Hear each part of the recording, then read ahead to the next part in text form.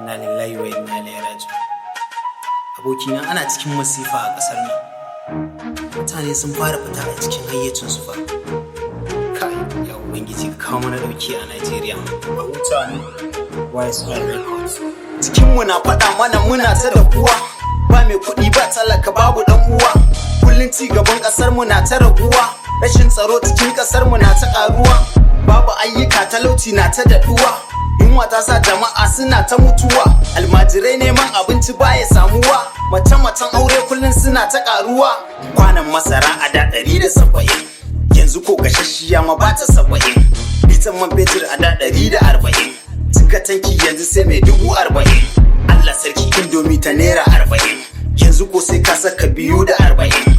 Malejin talauci na 120. Kebul ɗin ya tsinke a 190.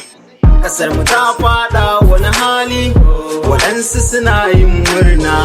Yunwa ta yi yawa a ƙasata, talauci ya yi mana illa. Shugabannin da ke ƙasata, dan Allah ku dube mu ma al'ummar ƙasata.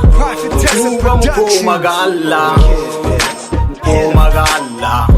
Tuba mu koma ga Allah, koma ga Allah. Allah zai